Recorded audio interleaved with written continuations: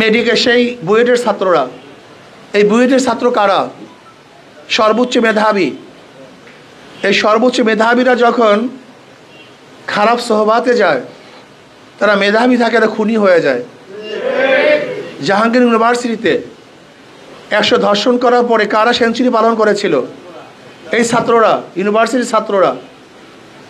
আমি কি বুঝাতে চেয়েছি? আসলে মূল ব্যাপারটা হলো জন্ম না, মূল ব্যাপারটা হলো শিক্ষা এবং সংস্কৃতি। ব্রিটিশ 200 বছর পর্যন্ত আমাদের শিক্ষা এবং সংস্কৃতির মধ্যে এমন প্রভাব ফেলছে, আমি যে মুসলমান আমি ভুলে গেছি। গিয়া দেখবেন হাজারো বাংলাদেশের মুসলমানের সন্তান, যাদের বাবা একসময় আলেম ছিল, কিন্তু পরিবেশের কারণে তার সন্তান নাস্তিক হয়ে গেছে। কবির চৌধুরী, সে একজন নাস্তিক নাম করা। জানেন তার বাবাকে? তার বাবা কিন্তু আলেম, তার বাবা আলেম, লেকিন সোবাতের কারণে ধ্বংস হয়ে গেছে। মূল ব্যাপার শিক্ষা সংস্কৃতি, জন্ম কোনো বিষয় না। ব্রিটিশ 200 বছর পর্যন্ত ইসলামকে ধ্বংস করার হাজারো নীল নকশা এঁকেছে, হাজারো। আপনারা জানেন ব্রিটিশ এদেশ দখল করার পরে সমস্ত মানুষকে খ্রিস্টান বানাবার প্ল্যান করছিল। ঠিক আমাদের দেশ পরিবর্তন হওয়ার পরে গোটা জাতিকে নাস্তিক বানাবার প্ল্যান চলছিল। এদেশে 92% মুসলমান, মুসলমানদের কারণে এই দেশ স্বাধীন হয়েছে।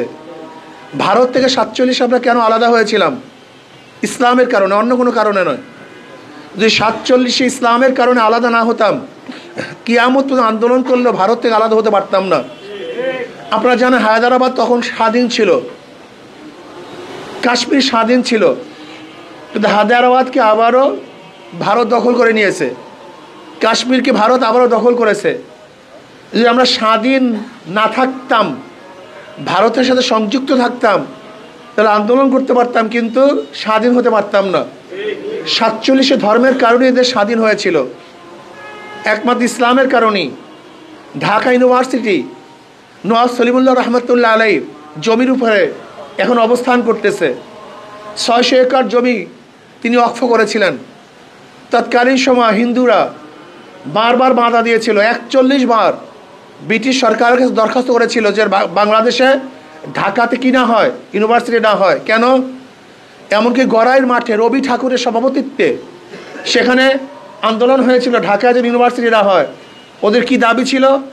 ঢাকা ইউনিভার্সিটি হলে এখানে মুসলমান সংখ্যাগরিষ্ঠ, মুসলমান সন্তানেরা শিক্ষিত হয়ে যাবে। হিংসার অবস্থা দেখেন, আর তারা নাকি নন সাম্প্রদায়িক। মুসলমান সন্তানেরা শিক্ষিত হয়ে যাবে। এমনকি রবি ঠাকুর বলেছিল ওরা কিসের ইউনিভার্সিটি করবে, ওরা তো কথাই বলতে পারে না। এই রবি ঠাকুরের কথা আজকে তাকে আমরা সিরে তাজ বানায় ফেলেছি, মাথার মুকুট বানায় ফেলে। যাই হোক, আমি সেদিকে যাব না। যে ইউনিভার্সিটি মুসলমানদের জন্য হয়েছিল, যে ইউনিভার্সিটির প্রতীকের মধ্যে লেখা ছিল রব্বি জিদনি ইলমা, রব্বি জিদনি ইলমা এখন আর নাই। এমনকি নজরুল ইসলাম হল, ইসলাম নাকি সাম্প্রদায়িক, মুসলমানদের জমি সাম্প্রদায়িক না, নজরুল ইসলাম সাম্প্রদায়িক, ইসলাম শব্দ তুলে দেওয়া হয়েছে। মুসলমানদের ইউনিভার্সিটিতে দাড়ি রাখা যায় না, মুসলমান ইউনিভার্সিটিতে মুসলিম মেয়েরা বোরখা পরে ঢুকতে পারে না, মুসলমান ইউনিভার্সিটিতে ইফতারি করতে দেওয়া হয় না, মুসলমান ইউনিভার্সিটিতে নামাজ পড়তে দেওয়া হয় না। আপনি বুঝতে পারছেন আমরা কোথায় গিয়ে পুষছি? শুধু কি তাই, এই গোটা দেশকে নাস্তিক বানাবার জন্য বইয়ের মধ্যে ডারউইনের থিওরি, বিবর্তনবাদ, যে মানুষ মানুষ থেকে না, মানুষ জানোয়ারের থেকে, কিভাবে আমাদেরকে ধ্বংস করা হচ্ছে। শিল্প সংস্কৃতির বইয়ের মধ্যে এখনও আছে শিল্প সংস্কৃতি। এই শিল্প সংস্কৃতি বইয়ের মধ্যে অপসংস্কৃতি এমনভাবে সয়লাভ করা হয়েছে।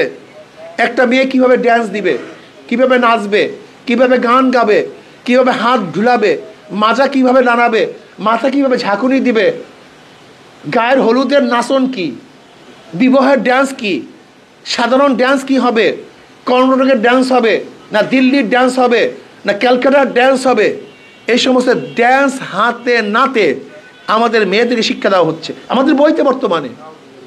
শুধু কি তাই, একটা বাচ্চা, একটা ছোট্ট বাচ্চা, এই যে বাচ্চা, একটা মেয়ে কীভাবে হাত ধরে হাঁটবে, কীভাবে বন্ধুত্ব করবে, কীভাবে তার প্রেমে নিবেদন করবে, অ্যাপ্রোচটা কীভাবে হবে, এমনকি পিরিয়ডের সময় তার কাপড়টা কীভাবে রাখবে, সেটাই বইয়ের মধ্যে শেখানো হচ্ছে। আপনি চিন্তা করতে পারবেন না। অর্থাৎ একটা মানুষকে নাস্তিক বানাবার যতগুলি কৌশল আছে সব কৌশল শিক্ষা দেওয়া হচ্ছে আমাদের বইয়ের মধ্যে, আমাদের টাকা দিয়ে, আমাদের খাদ্য ট্যাক্স। হাজারো চেষ্টা চলছে, তারপরও ইসলামকে ধ্বংস করা পারছে না। কারণটা কি? একদিন চিন্তা করছেন? শিক্ষার মধ্যে ইসলাম নাই, ইউনিভার্সিটি ইসলাম নাই, মেডিকেল ইসলাম নাই, বুয়েট ইসলাম নাই, সব জায়গাতে ইসলাম বিদায় দেওয়ার পরেও বাংলাদেশে এখনো মুসলমানদের সঙ্গে বাড়তেছে। কারণটা কি? ওরা দেখতেছে হক্কানি পীর মাশায়েখ, আলেম ওলামা ওয়াজ নসিহাতের মাধ্যমে মানুষ দিনের দাওয়াত পাচ্ছে, এই দিকে বন্ধ করার চেষ্টা করতেছে।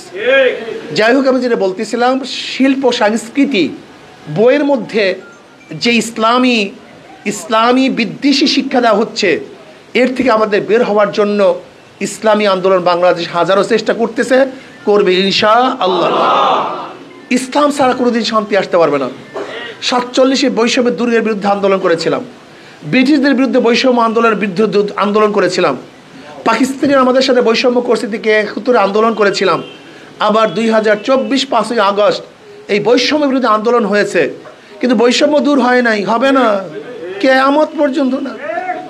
5ই আগস্টের পরে ভেবেছিলাম চাঁদা থাকবে না, দুর্নীতি থাকবে না, থাকবে না সেখানে কোনো দখলদারি, থাকবে না খুন ধর্ষণ, সমস্ত মানুষ সাম্য, মানবিক মর্যাদা, সামাজিক ন্যায় বিচার প্রতিষ্ঠিত হবে, মানুষ বাকশক্তি পাবে, স্বাধীনতা অর্জন করবে।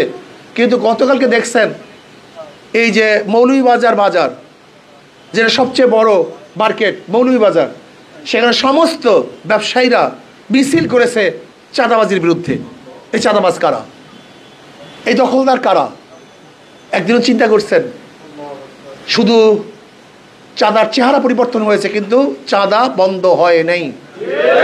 দুর্নীতির চেহারা পরিবর্তন হয়েছে, দুর্নীতি বন্ধ হয়নি। কিয়ামত পর্যন্ত হবে না, কিয়ামত পর্যন্ত, কিয়ামত পর্যন্ত। মাদার গাছ লাগিয়ে আমের আশা করা যায় না, তেঁতুল গাছ লাগিয়ে বৃষ্টি ফলের আশা করা যায় না। দুর্নীতিবাজদের মাধ্যমে দুর্নীতি বন্ধ হয় না, চোরের মাধ্যমে চুরি বন্ধ হয় না, ডাকাতের মাধ্যমে ডাকাতি বন্ধ হওয়া সম্ভব না। এই জন্য আমাদের শায়খ মুর্শিদ নওয়ারুল্লাহ মারকাত কি বলেছেন? শুধু নেতা নয়, নীতির পরিবর্তন চাই। শুধু নেতা নয়, আমি বারবার বলি, একজনের নাম এ, একজনের নাম বি, একজনের নাম সি। এও চোর, বিও চোর, সিও চোর। ক্ষমতায় আছে এ, সে কি করবে? হটাও এ, বসাও বি, সে কি করবে? হটাও বি, বসাও সি, সে কি করবে? নেতা দলের পরিবর্তন হয়েছে, আদর্শ নীতির পরিবর্তন হয় না। এক চোরকে পরিবর্তন করে আর এক চোরকে বসালে চুরি বন্ধ হয় না রে বাবা। এই ভুলটা বারবার করেছি। নতুন বাংলা দেখেছি, সবুজ বাংলা দেখেছি, ডিজিটাল বাংলা দেখেছি, স্মার্ট বাংলা দেখেছি, লেকিন মানুষের ভাগ্যের পরিবর্তন দেখি নেই, শান্তির পরিবর্তন দেখি নেই, চুরি বন্ধ হতে দেখি নেই, দুর্নীতি বন্ধ হতে দেখি নেই। কোনোদিন হবে না, হতে পারে না। এই জন্য নিজে ব্যক্তি পরিবর্তনের ভিত্তিতে সমাজকে পরিবর্তন করতে হবে।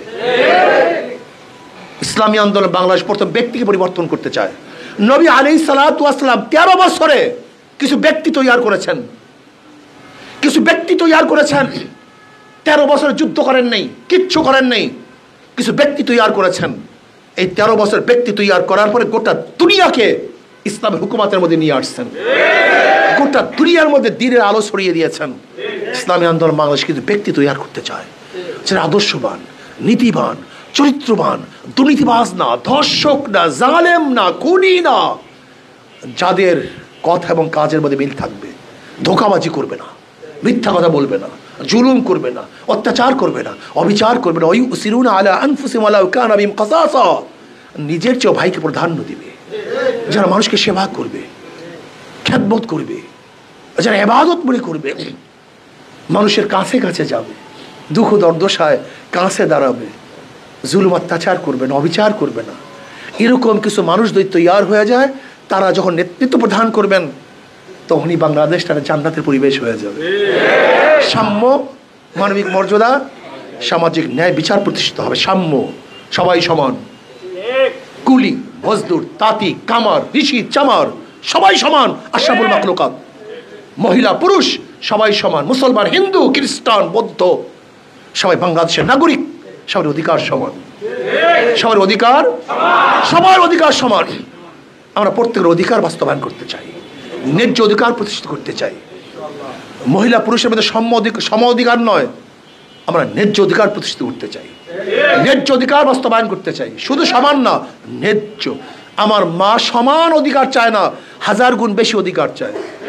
আমার দাদি আমার নানি সমান অধিকার চায় না, 1000 গুণ বেশি ন্যায্য অধিকার। যার যে অধিকার আমরা তাকে সেই অধিকার দিতে চাই। আল্লাহ আমাকে এবং আমাদের সবাইকে সাম্য, মানবিক মর্যাদা এবং সামাজিক ন্যায় বিচার ভিত্তিক সমাজ কায়েম করার জন্য, ইসলাম হুকুমাত কায়েম করার কোনো বিকল্প নাই। কাজে আসুন আমরা সবাই ইসলামী শ্রমিক নীতি বাস্তবায়ন করি। ইসলামী শ্রমিক নীতি বাস্তবায়ন করলেই আর শ্রমিকদের অধিকার নিয়ে এই আন্দোলন করে আর মরতে হবে না। ইসলাম আপনার অধিকার এমনি দিয়ে দিবে। নবী আলাইহিস সালাম কি বলেছেন? মজদুরদের ঘাম শুকাবার আগে তার প্রাপ্তি দিয়ে দাও। কাজে আল্লাহ আমাদের সবাইকে কবুল করে নেন। বিগত কমিটি ভেঙে দাও।